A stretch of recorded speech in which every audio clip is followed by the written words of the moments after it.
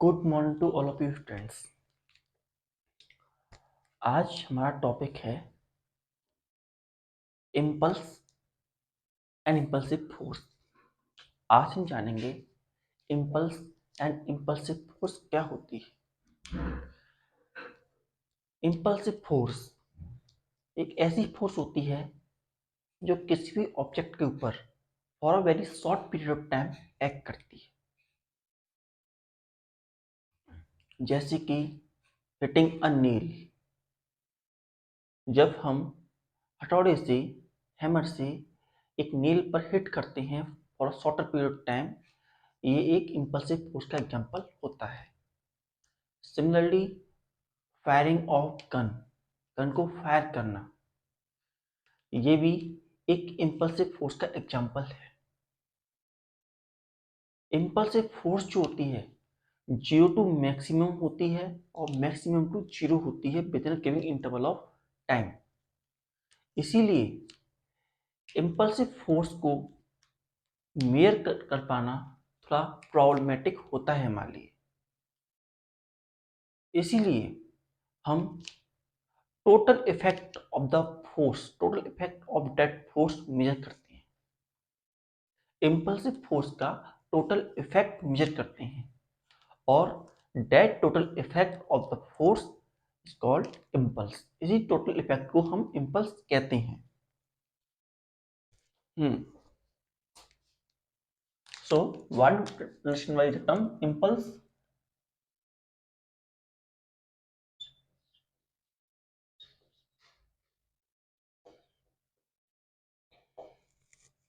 हाँ, impulse it is defined as it is defined as total effect of force, total effect of force in a given interval of time,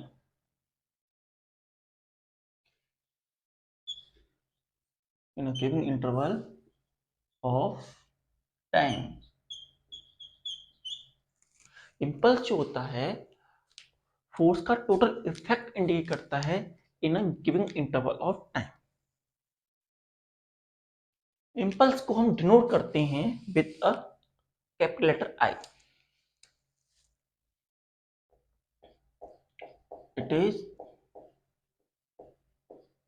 denoted by I. इसे हम आई से denote करते हैं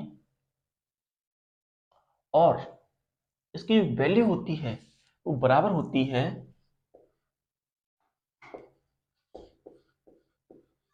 impulse equals to force into time. So I equals to force, average force into time T. इसके बराबर हमें value मिलती है इम्पल्स की। It is value of impulse F into T.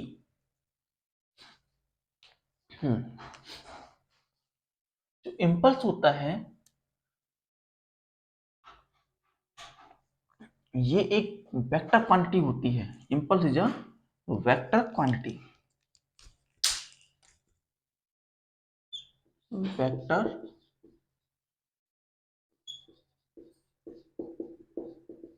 Quantity. Impulse जो होता है एक वेक्टर क्वांटिटी होती है।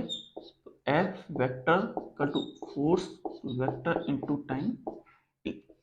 टाइम स्केलर होता है।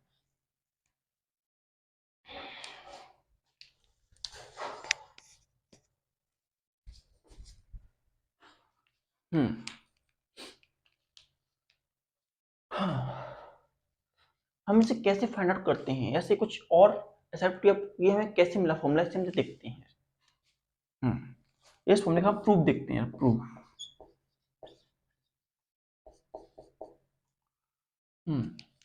From Newton second law of motion, from Newton's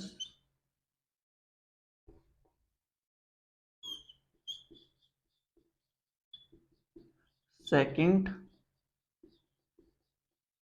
law. Newton के सेकंड लॉ की मदद से फोर्स जो होती है वो डायरेक्टली प्रोपोर्शनल होती है dp अपॉन dt के rate of change of momentum के डायरेक्टली प्रोपोर्शनल होती है। सो प्रोपोर्शनल रखते हैं तो कांस्टेंट लगाते हैं। Force is directly proportional to k dp upon dt। Now ये जो dt है हम इसे इधर ले आते हैं। f dot dt equals to k dt। हाँ, नाउ टोटल टाइम हम अब जो टोटल फोर्स निकालेंगे उसके लिए हम इसे दोनों साइड इंटीग्रेट कर देंगे। ये बहुत ही स्मॉल पीरियड टाइम के लिए है, लेकिन अगर हमें फुल टाइम पीरियड के लिए फोर्स को निकालना है तो हम इसे पूरी तरह से इंटीग्रेट कर देंगे। किस तरीके से इंटीग्रेट करेंगे? इंटीग्रेट इंटीग्रेट इसे हम करेंगे from time period 0 to time period t, और इसे इंटीग्रेट करेंगे फ्रॉम p1 टू p2। यहाँ पे हमने फोर्स, अब हम इसे इंटीग्रेट करते हैं। ऑन इंटीग्रेटिंग जो फोर्स है वो हमने बाहर निकाल लिया, dt equals to constant k को भी बाहर निकाल लिया और dp।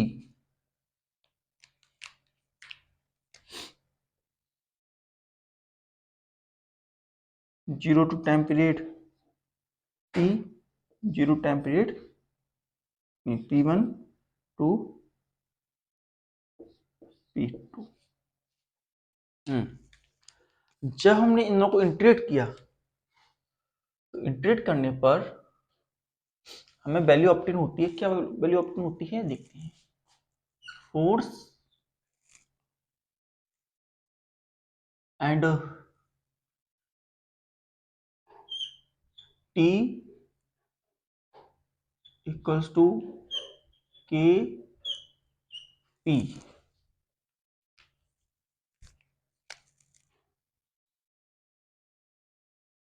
From zero to time period t, और ये फ्रॉम p1 टू p2। ये वैल्यू हमें ऑब्टेन होती है। अब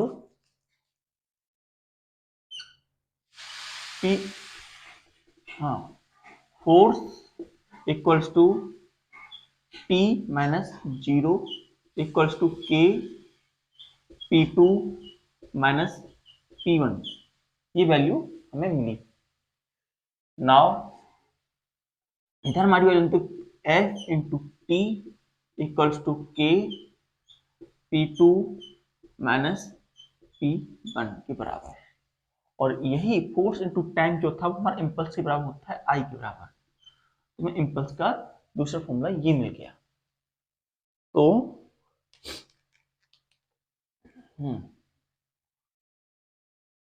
ये हमारी इम्पल्स की फॉर्मूले बनी। These are the formulation of impulse. तो इम्पल्स को हम कह सकते हैं, हाँ, इट इज या इम्पल्स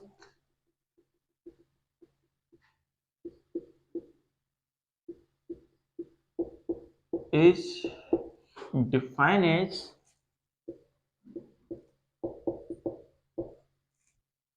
product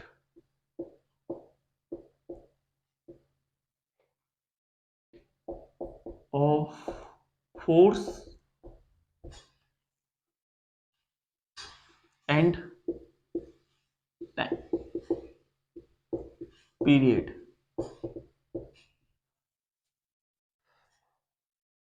जो इम्पल्स होती है प्रोडक्ट होती है फोर्स और टाइम पीरियड का, जिस टाइम पीरियड में वो फोर्स एक्ट कर रही है उस बॉडी पर, और it is equal to the change in momentum, change in momentum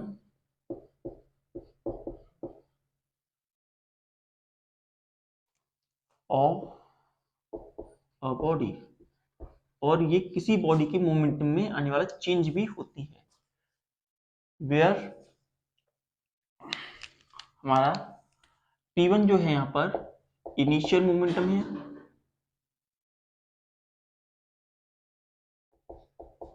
initial momentum,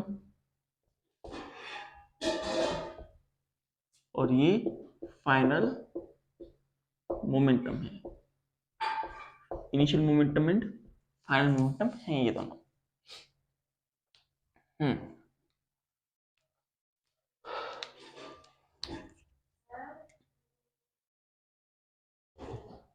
अगर हमें एक ग्राफ दे रखा हो,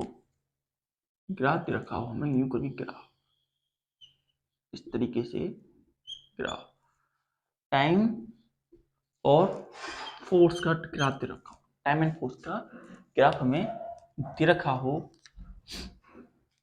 एंड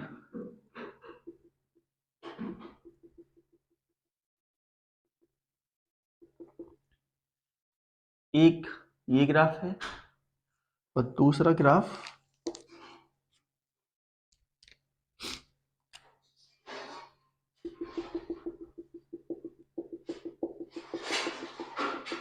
ये, इस पर लगने वाली फोर्स F1 और इसका time T1,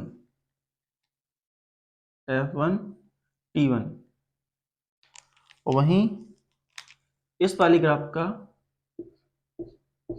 F2 and T2। इसका इम्पल्स I1 और इसका इम्पल्स I2 के बराबर है। जे ओरिजिन है O। For a given case हमसे बोला जाता है, जैसे पता है कि इम्पल्स जो है वो इंडिकेट किया जाएगा बाय दैट एरिया, जो एरिया उन्होंने कवर किया है उस एरिया से हमें इनके इम्पल्स के बारे में पता चलेगा। मैं तो से कि आई कितना है, कि पूरा जो एरिया F1 और टाइम T के बीच में जो इतना भी एरिया आ रहा है, सारा एरिया वो इम्पल्स को इंडिकेट करेगा। Area indicates the impulse in a graph, force time graph. तो अगर इम्पल्स I1 और इम्पल्स I2 आपस में इक्वल हैं, तो ऐसी कंडीशन में force 1 into time T1 equals to force F2 into time T2 भी आपस में इक्वल होंगे।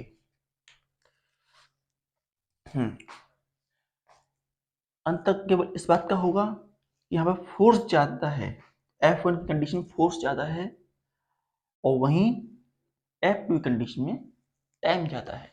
उसने कम टाइम लेकर के ज्यादा फोर्स लगा के उतना काम किया, उसने ज्यादा टाइम लेकर के कम फोर्स लगा के उस काम को किया। लेकिन और जब इम्पल्स इक्वल हैं तो एरिया भी, एरिया ऑफ I1 इम्पल्स और एरिया ऑफ I2 इम्पल्स, ये वाला एरिया और ये वाला एरिया, दोनों ही एरिया आपस में इक्वल भी होंगे।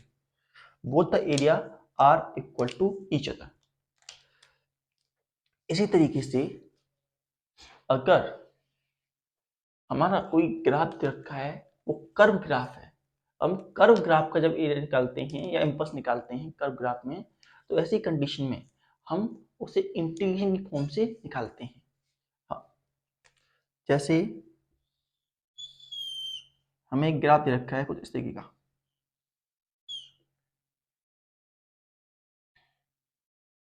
ये हमें ग्राफ दे रखा है, यहाँ से यहाँ ए से बी, इधर टाइम टी है और इधर फोर्स है।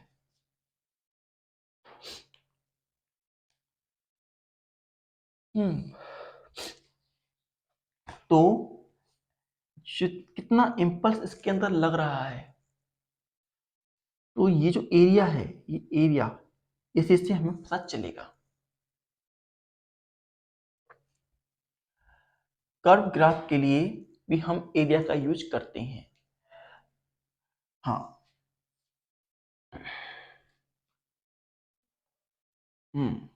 इम्पल्स जो हमें मिलेगा वो हमें मिलेगा, अगर हम छोटा सा एरिया यहाँ का ले लें, छोटा सा एरिया डी ए, छोटा सा एरिया इसका ले लें, या डी एस, बेटा डी एस हमने छोटा सा एरिया ले लिया, और हमें टोटल एरिया चाहिए, तो एस ए टू बी, तो integrate A to B small area D S, या फिर हम इसका नाम देना चाहते, नाम दे सकते हैं ए बी सी, कुछ भी। लेकिन अगर हमें टोटल एरिया चाहिए तो ऐसी कंडीशन में हम इसे इंटीग्रेट कर देंगे, और इंटीग्रेट करके हम वैल्यू निकाल लेंगे for the type of that graph. Curve graph हो या इस रेक्टेंगुलर या फिक्स शेप ना हो, उसके लिए हम इंटीग्रेशन का यूज करते हैं फॉर फाइंडिंग द इम्पल्स। अब हम देखते हैं कुछ applications of the impulse. Impulse के क्या क्या एप्लीकेशंस होते हैं।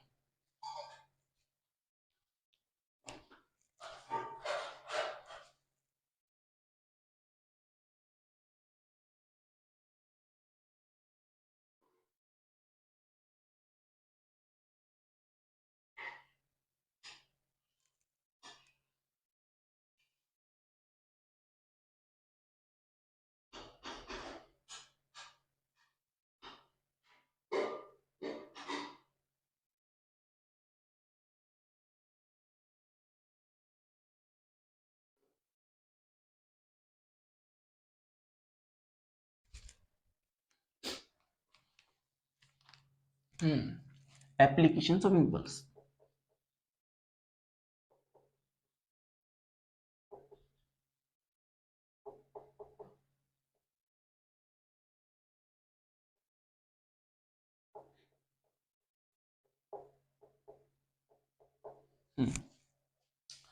क्या क्या एप्लीकेशन होते हैं इम्पल्स के, हम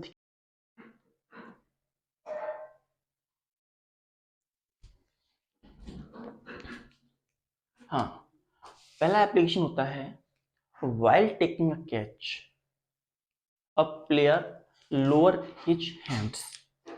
जब एक प्लेयर जो होता है कैच लेने जा रहा होता है, तो ऐसी कंडीशन में वो अपने हैंड्स को लो कर लेता है, डाउन कर लेता है।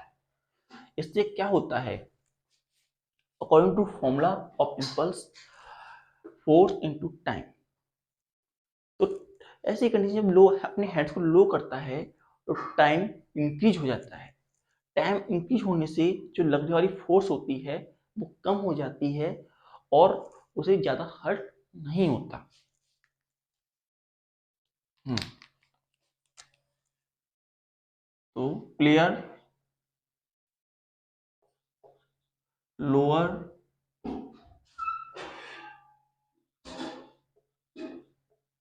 His hand while taking a catch, while taking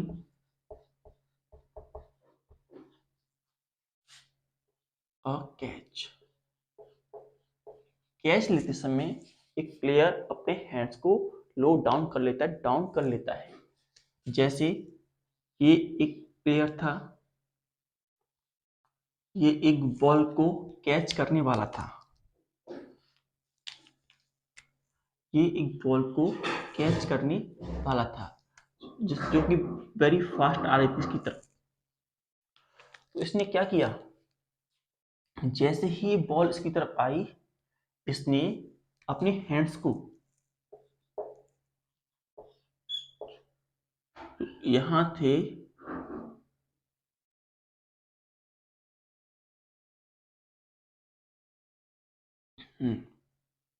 जो पहले यहां थे उसने स्लो डाउन किया, और स्लो डाउन करते हुए बॉल को बॉल जो थी बॉल को यहां से यहां बॉल आकर के कैच लिया इसने टाइम पीरियड में उसने इतना टाइम पीरियड लगाया बॉल को कैच करने के लिए।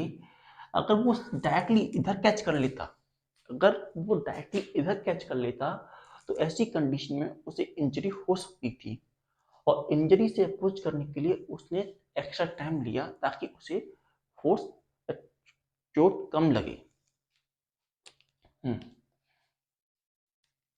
सेकेंड,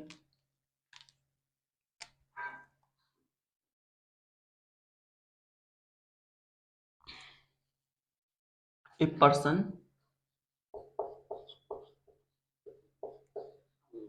get injured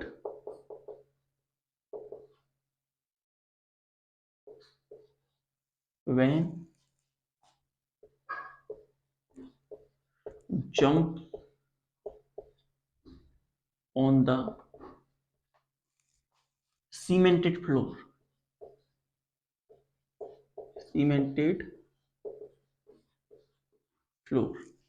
एक पर्सन जब एक सीमेंटेड फ्लोर पे जंप करता है तो ऐसी कंडीशन में उसे चोट लग जाती है। ऐसा क्यों? हम देखते हैं, ये एक सीमेंटेड फ्लोर था, यहां से एक पर्सन जंप कर रहा था और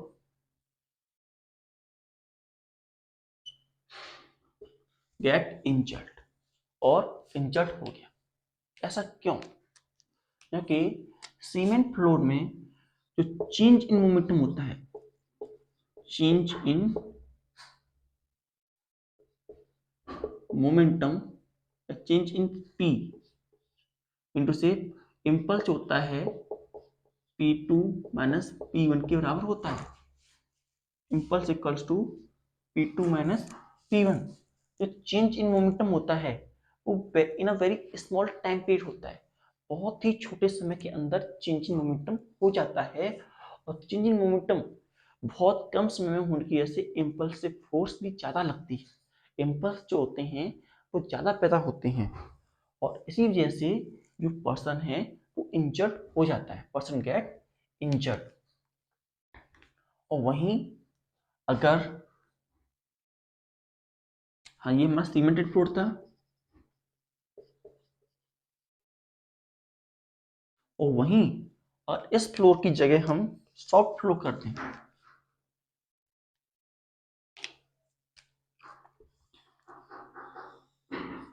सॉफ्ट फ्लोर पे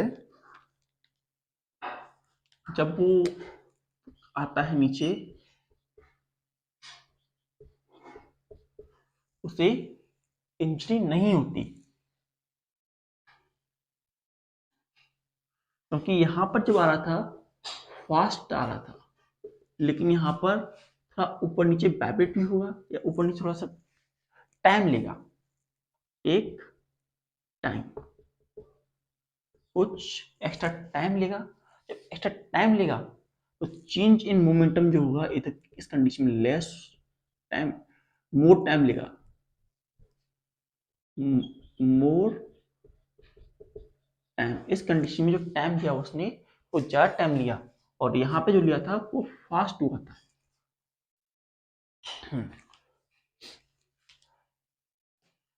इसी जैसे सीमेंटेड फ्लोर पे इंजरी होती है, और वहीं ऐसी कंडीशन जब हम कुशन पे रखते हैं तो इंजरी नहीं होती। हाँ, इसी तरीके से बाइक्स में सॉकर प्रोवाइड किए जाते हैं। सॉकर प्रोवाइड करने का भी यही रीजन होता है कि सॉकर जो होते हैं चेंज इन मोमेंटम को, जो इम्पल्स बन रहा है उसके टाइम पीरियड को बढ़ा देते हैं, जिससे जब हम गाड़ी चलाते हैं और कोई गड्ढा आ जाता है तो उससे हमें जो इम्पल्स मिलता है वो स्लो टाइम पीरियड के अंदर मिलता है, जिससे हमें ज़्यादा चोट नहीं लगती या हमें परेशानी नहीं होती। इसी तरीके से बस की जो सीट्स होती हैं वो भी क्वाइट सॉफ्ट होती हैं। बस हो, कार हो, इसमें भी इन्हीं बातों का ध्यान रखा जाता है। ये हमारे कुछ एग्जाम्पल थे इम्पल्स के। आज हमने जाना इम्पल्स क्या होती है, इम्पल्स का फॉर्मूला क्या होता है और उसे ग्राफ के अंदर कैसे नोट करते हैं, और साथ साथ कुछ एप्लीकेशन भी इसके जाने।